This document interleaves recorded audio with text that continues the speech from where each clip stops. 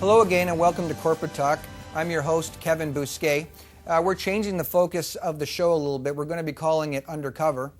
And if you missed our show last time, I had brought in a lady who was involved in selling electronic security products that can possibly compromise communications in the workplace. So we're going to pick up where we left off last time with respect to corporate information leaks, situations where you own a company and somehow, some way, confidential information is leaking out into a company. So last focus we had on the show was to identify and introduce you to some of the equipment that's out there that could possibly compromise your communications. Today I brought in a very, very special guest, Mr. Doug Ralph. Doug Ralph is a counter-electronic surveillance expert. He is involved in doing counter-electronic surveillance, going into these companies and looking for listening devices, trying to determine electronically where the information leak is. Is it coming out through the phones? Is it coming out through something in the boardroom? Is it a problem with the employees? A full, complete analysis, if you will, of where the leak is coming from. Now, I have known Doug Ralph for many, many years. I got into this business very, very young. I've known him from day one. I have done hundreds of counter-electronic surveillance sweeps with him, and in my view, the gentleman sitting beside me is probably the foremost authority on counter-electronic surveillance in North America, arguably, in my opinion, probably in the world within the top 10. He is a retired peace officer with the RCMP Special I Unit. When he retired, he formed his own business, and he's been in business solid 10 years doing counter-electronic surveillance for corporations, companies, public companies, doing full prospectuses on companies. He's probably one of the most sought after people in the business. It was a very hard thing getting him here. Doug, welcome to the program. Thanks very much, Kevin. I appreciate it. Okay, now maybe if you could just give us an idea as to your background and how you started out doing what you're doing. Well, it goes back quite a few years. The last 14 years that I was in the RCMP, I was specialized actually in the other aspect where I was going into target areas and putting devices in them, doing telephone taps. So you were planting this kind of stuff, That's correct? correct, okay. Yes. Yeah, that was my mandate in life, as well as going to court and giving evidence. I also did some of the other. I did some countermeasures, but I was primarily offensive electronics as compared to defensive electronics. And what I do now is strictly defensive electronics. Okay.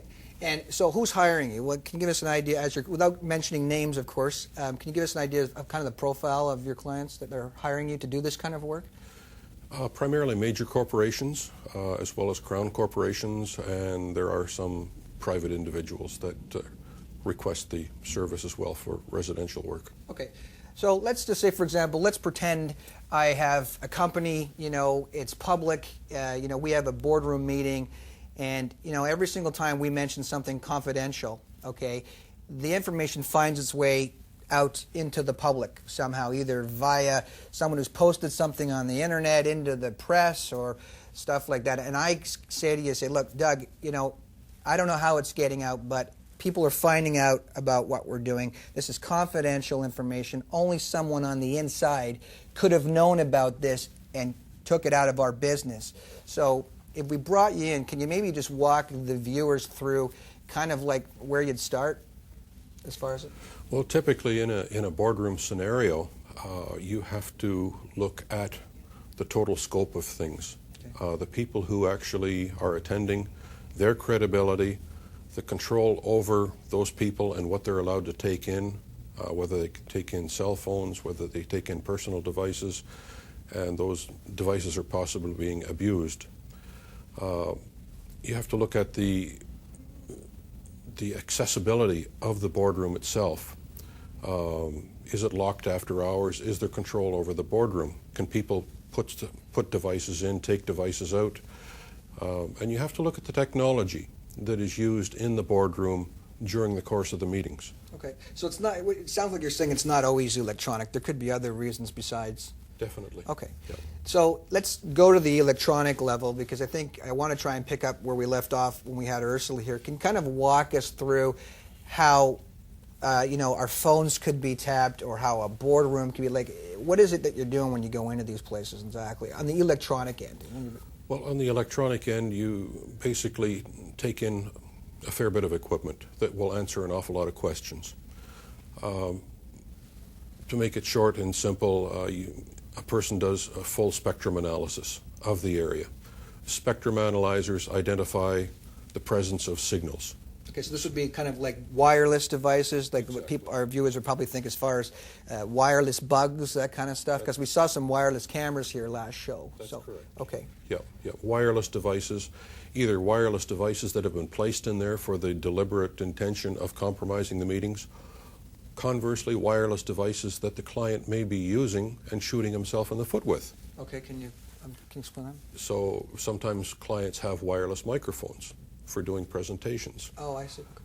And it's not uncommon for these wireless microphones to broadcast up to 2 blocks away, city blocks away, that people on the outside need only tune into. So if I had like a scanner, I could easily pick up some of this stuff if I knew the frequency, or if I could pick up the frequency? That's okay. Correct. All right. Now, getting back to spectrum analysis, we're talking about signals through the air. There's also devices out there that send signals through the power lines. So you have to do a spectrum analysis of the power line as well. Okay, so this is the baby monitor kind of an application where I'm plugging in a transmitter here and a receiver there, but I take it somewhat more sophisticated, is it? Or It can be as simple as a wireless babysitter. It can be something more sophisticated, some type of actual bugging equipment that people have gone out and deliberately purchased and they're abusing to monitor what's going on. And what about the phones? Like, I mean, I take in, in my career, I've taken in a lot of calls where these clients call me up and, and they think right off the bat it's the phones. They say, someone's listening on my phones. This was a phone conversation that I had. So can you walk us through the phone aspect of this so, people can understand, just exactly how it is a leak could be brought out through the phones, if it is the phones? Well, telephone technology is wonderful, but when it comes to telephones, you have to look at them as possible intercept devices. Okay. Government regulations state that prior to sensitive or classified meetings, any telephones in the room literally have to be unplugged and removed. Wow. Okay. Taking that threat away. The reason being, a lot of the telephones have hands-free features. If a person has the knowledge and the equipment, they can actually target a telephone in a boardroom or an office through the company switch known as a PBX. So like in the phone room, or? The PBX is a switch in the company. I see. So if a person has the right equipment and knowledge, they can access the PBX either through an electronic mailbox or a diagnostics port, target a telephone, activate the hands-free feature, and listen to what's going on electronically. Because that sounds really scary to me. So you're saying that if I have a phone and the phone is on, like on the hook, and I'm using a speaker phone, like it has a speaker phone in it, that speaker phone can be targeted and actually turned on? That's correct. Okay, that just is scary. Okay. Yeah. Well, it's a fact of life, and this is why the government regulations are such that no phones are allowed in a room during the course of a sensitive or classified meeting. Wow. There are other telephones that are conference call phones, and technically they can be compromised. There's one in particular that has a power supply that has a little port on the side of the power supply, and you can literally plug a tape recorder into that port, you can plug a transmitter into that port, and everything that is said over the conference call is then compromised. Wow. Okay, and what about tracking devices? Like, there's this whole new thing I'm seeing on the internet with these tracking devices where, people are buying $300 devices, you put them on the bottom of a vehicle and tracking it. I mean, do you have any comment about that? Because I don't know a lot about these devices. I've been kind of looking at them just to familiarize myself with them. It's a fact of life with tracking devices. Tracking vehicles has been around pre-electronics. Okay. If you go back far enough, people would strap a container with ultraviolet solution that would drip on the tires, and the person following that vehicle would have a an ultraviolet light on their vehicle, and they would simply follow the drips on the road. Wow. So tracking vehicles has been around a long time. Okay. Now, let's create the scenario. So say, for example, I have you come in, you do this boardroom sweep for me before one of my meetings, and we find some kind of a wireless device in there. You've located it through this wireless spectrum analyzation kind of thing. So I own the company. I say, what do I do now? Like, do we notify the police here, or like, what happens in these scenarios statistically when you have this situation happen? It depends basically what the client wants. If it's one of the client's own devices that he's shooting himself in the foot with, you just turn the device off or remove it from the room. If it's something that's been specifically planted in the room, you can involve the police, because it is technically a crime scene. It is a criminal offense, because we were talking about that last in the show, that people need to know that recording conversations of two people, and you're not a party to that it's illegal. So it's really important. So we could call the police here, and they would take a report and try and do an investigation, you think? Or? Oh, yeah.